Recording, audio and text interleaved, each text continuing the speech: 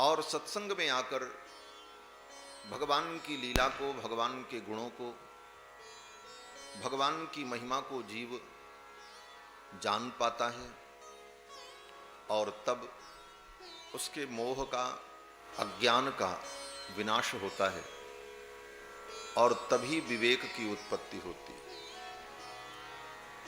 और जब तक विवेक की उत्पत्ति न हो तब तक जीवन में सच्चा सुख और सच्ची शांति नहीं मिल सकती। चाहे जितने तर्क करते रहो, उपाय करते रहो, संसार के दुख का एकमात्र समाधान विवेक ही है। विवेक के द्वारा ही हम शांति और सुख प्राप्त कर सकते हैं और वह विवेक सत्संग के द्वारा ही प्राप्त होता है। इसी भाव को गोस्वामी तुलसीदास जी महाराज ने रामायण में लिखा कि बिनु सत्संग विवेक न होई और राम कृपा बिनु सुलभ न सोई।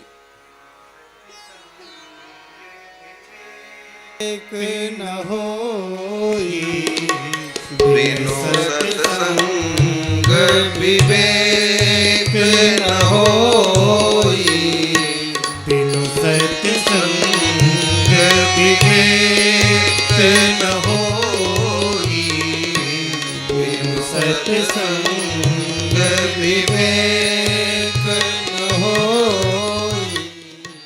राम कृपा बिनु सुलभ न सोई, राम कृपा बिनु सुलभ न सोई, राम कृपा बिनु सुलभ न सोई, राम कृपा बिनु सुलभ न सोई, बिनु सत्संग विवेक न होई, बिनु सत्संग विवेक न होई, बिनु सत्संग विवेक। बिना सत्संग के विवेक की प्राप्ति नहीं हो सकती। इसीलिए महापुरुषों ने कहा, बार बार सत्संग करते रहो। भगवान से यही मांगो कि प्रभु हमें जीवन में बार बार सत्संग मिलता रहे। भगवान श्री राम का जब राज्याभिषेक होने लगा अयोध्या में, लंका विजय के पश्चात सभी देवता भगवान की स्तुति करने आए, चारों वेद भगवान की स्तुति करने आए। उस समय भगवान शंकर भी पधारे। तो भगवान शंकर ने कहा कि आज मैं आपसे कुछ मांगना चाहता हूं, क्योंकि आज आप राजाधिराज बन रहे और आज आप देने लायक भी हैं। भगवान तो सदा देने लायक हैं, भगवान ही सब देते हैं। लेकिन भगवान शंकर ने सोचा, अभी तक तो भगवान जब बाल लीला कर रहे थे तो भगवान से क्या मांगते। वन लीला में भगवान गए तो वन लीला में तो भगवान ही सीता जी के वियोग में रो रहे हैं, तो वहां क्या मांगे इनसे। युद्ध लीला हुई तो युद्ध लीला में तो प्राण के लेने देने पड़े हुए हैं। हर भगवान शंकर ने सोचा यहां भी क्या मांगे इनसे। भगवान शंकर राम जी की सभी लीलाओं में गए, बाल लीला, विवाह लीला, वन लीला, रण लीला, लेकिन किसी भी लीला में भगवान शंकर ने राम जी से कुछ मांगा नहीं। जब राजलीला शुरू हुई, भगवान राजा बने, तब भगवान शंकर ने सोचा अब मांगने लायक है, अब गद्दी पर विराजमान है, अब तो मांग लेते। तो भगवान शंकर ने क्या मांगा। भगवान शंकर राम जी से यही मांगते हैं कि हे प्रभु, बार बार वर मांग हूं, एक बार नहीं बार बार मैं आपसे यही प्रार्थना कर रहा हूं। बार बार वर मांग हूं, हरस देहु श्री रंग, पद सरोज अनपायनी, भक्ति सदा सतसंग। यही वरदान मांगा। रामायण में पढ़ना। भगवान शंकर ने यही मांगा कि बार बार हम यही प्रार्थना करते हैं, हे प्रभु आपके चरणों की अनपायनी भक्ति प्राप्त हो और बार बार हमें सत्संग मिलता रहे, सदा सत्संग मिलता रहे।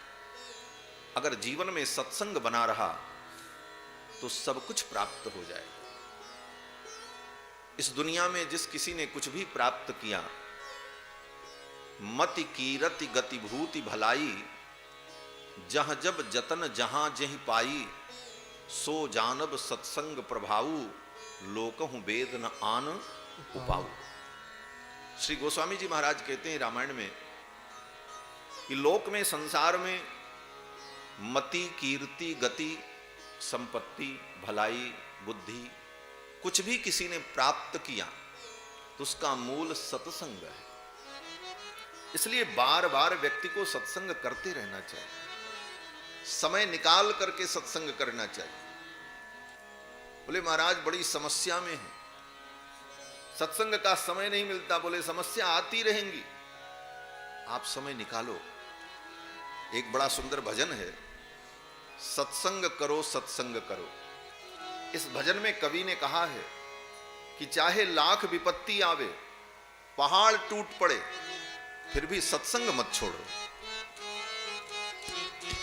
यह अवसर फिर नहीं मिलने का, सत्संग करो सत्संग करो।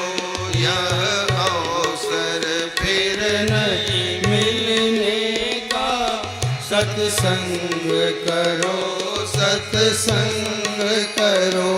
यह बात नहीं हिल डुलने का, सत्संग करो सत्संग करो। यह बात नहीं हिल डुलने का, सत्संग करो सत्संग। यह वक्त नहीं हिल डुलने का। हिलो न डुलो न, उठो न जाओ न, बैठ रहे हो चुपचाप। इस वक्त एकदम धैर्य धारण करके, वक्त नहीं हिल डुलने का, सत्संग करो सत्संग करो। यह वक्त नहीं हिल डुलने का, सत्संग करो सत्संग करो।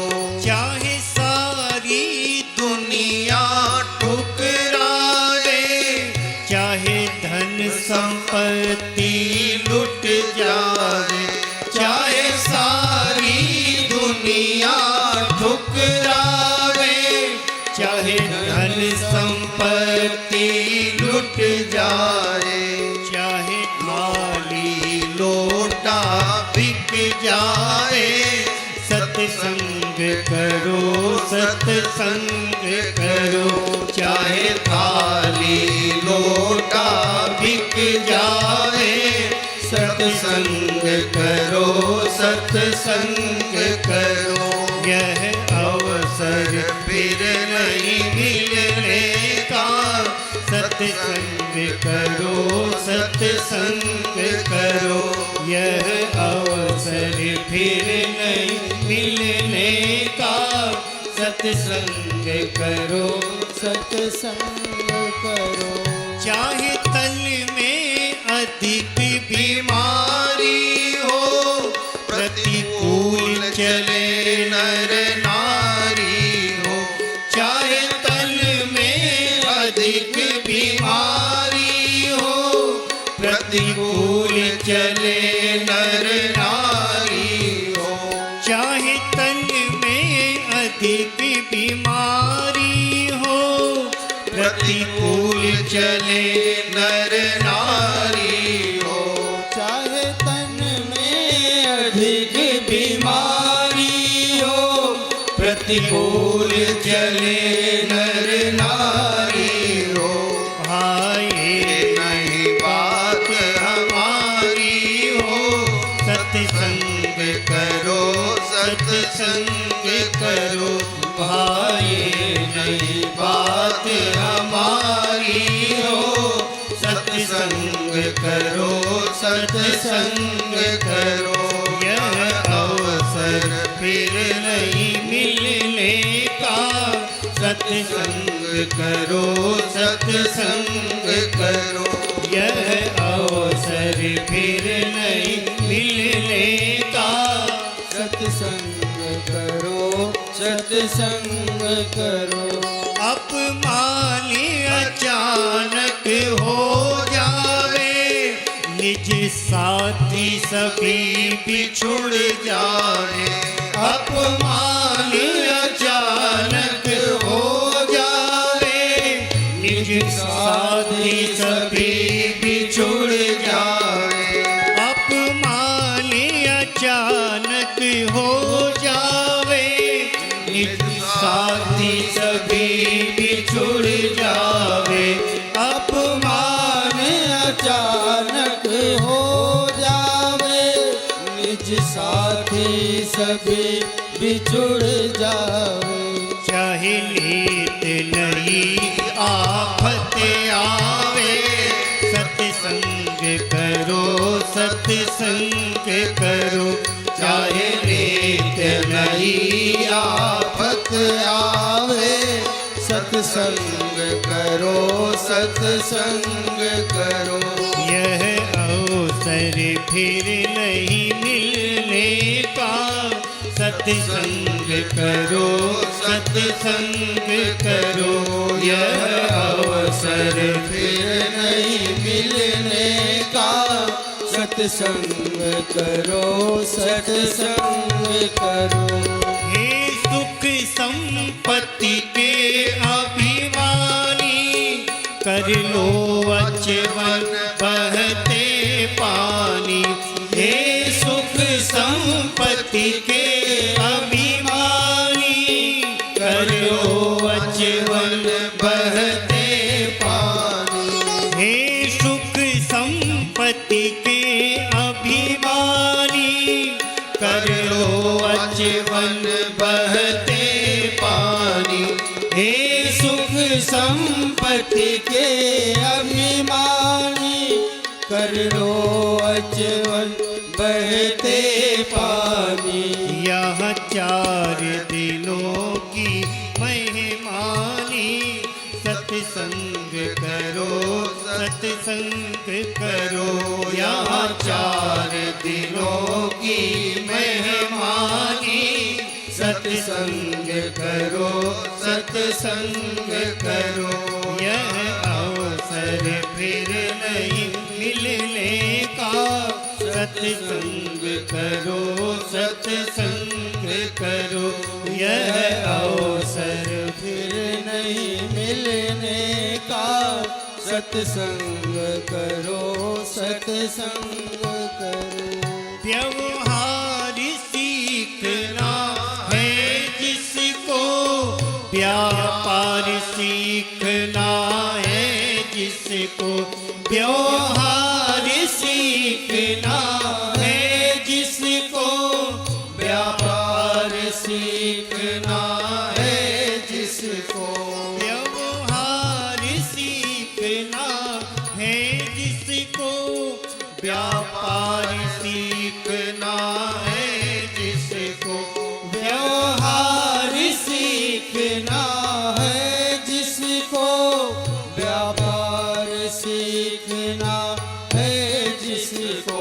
भव पार उतरना है जिसको, सत्संग करो सत्संग करो। भव पार उतरना है जिसको, सत्संग करो सत्संग करो। यह अवसर फिर नहीं मिलने का। सत्संग करो सत्संग करो, यह अवसर फिर नहीं मिलने का।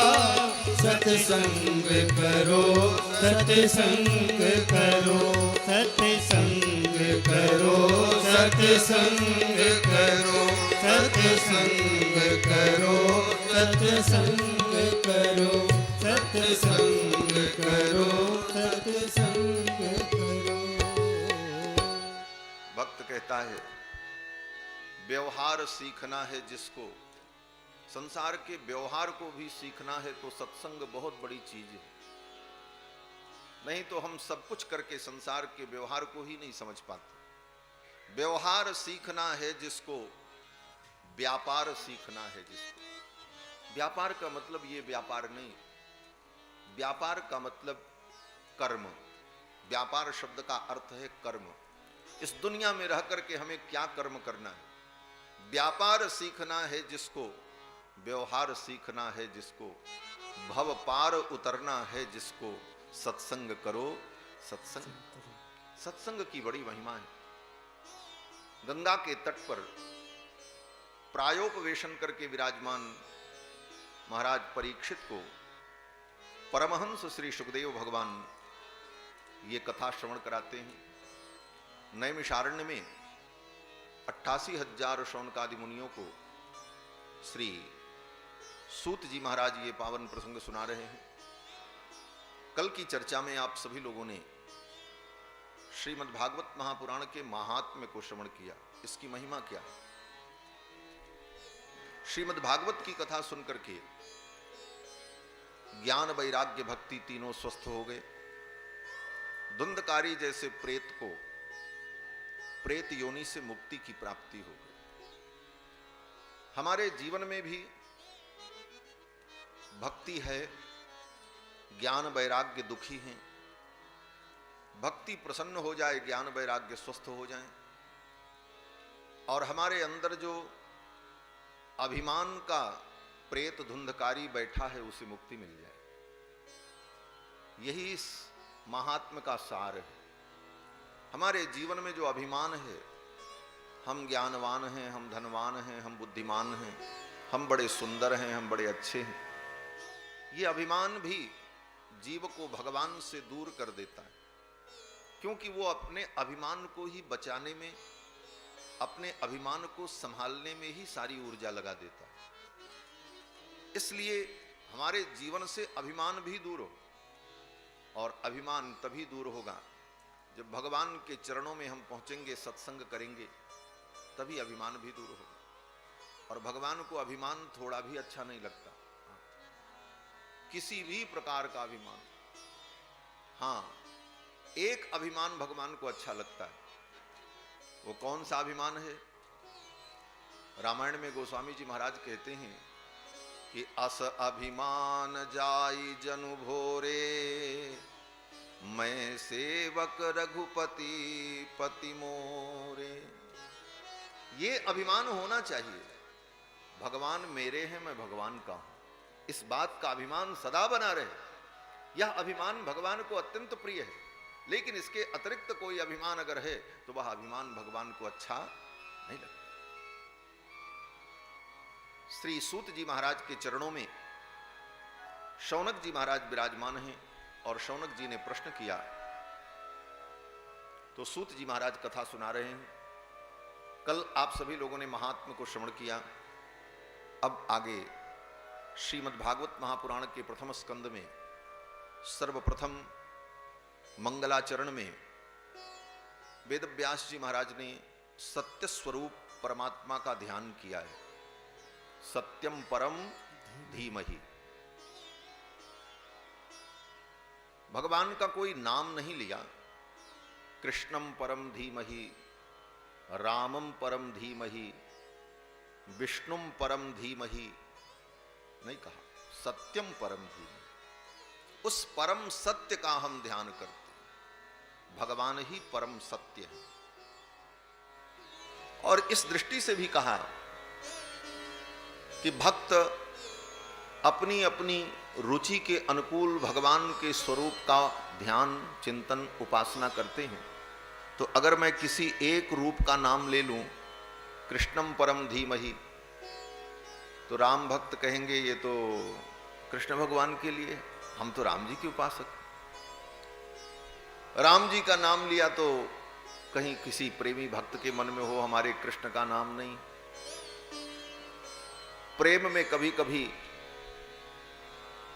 ऐसी स्थिति होती है। इसलिए वेदव्यास जी ने कहा कोई भी भक्त हो और भगवान के किसी भी रूप का वो उपासक हो, अपने उपास्य को, अपने आराध्य को हर भक्त सत्य स्वरूप ही समझता है। इसलिए सत्यम परम धीमहि कहने में कोई आपत्ति नहीं। सत्यम परम धीमहि, उस परम सत्य का मैं ध्यान करता हूं। वो परम सत्य भगवान कौन है? तो वेद व्यास जी कहते हैं जन्माद्यस्य यतः, जिससे ये संपूर्ण सृष्टि उत्पन्न हुई, संपूर्ण सृष्टि का जो पालन करते हैं और अंत में प्रलय काल में संपूर्ण सृष्टि जिनके अंदर विलीन हो जाती है, वे भगवान सत्य स्वरूप जो सर्वत्र सृष्टि में अन्वित हैं और सर्वज्ञ हैं, स्वयं के प्रकाश से प्रकाशमान हैं, जिन्होंने सृष्टि के प्रारंभ में ब्रह्मा को चारों वेदों का ज्ञान प्रदान किया, जिनके विषय में बड़े बड़े ज्ञानी भी मोहित हो जाते हैं, उन सत्य स्वरूप भगवान का मैं ध्यान करता हूं। और फिर एक श्लोक में भागवत में जो विशुद्ध धर्म का वर्णन करेंगे,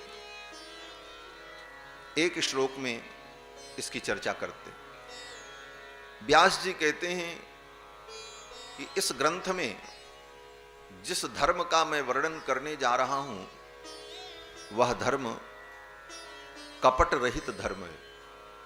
धर्म प्रोज्झित कैतवोत्र परमो निरमत्सराणां सतां, वेद्यं वास्तवमत्र वस्तु शिवदं तापत्रयोन्मूलनम्। श्रीमद्भागवते महामुनिकृते किं वा परैरीश्वरः, सद्यो हृद्यवरुध्यतेऽत्र कृतभिः शुश्रूषुभिस्तत्क्षणात्। व्यास जी कहते हैं कि इस ग्रंथ में कपट रहित धर्म का मैं वर्णन करूंगा।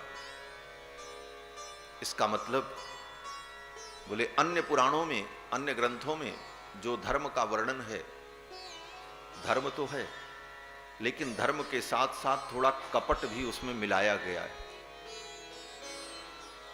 ये कपट क्या है? जिस कपट को निकालने की बात, जिस कपट को निकालने की बात व्यास जी कह रहे हैं कि कपट को निकाल करके मैं धर्म का, शुद्ध धर्म का वर्णन करूंगा। तो कहते हैं देखो, धर्म में जो कपट है वह लोभ,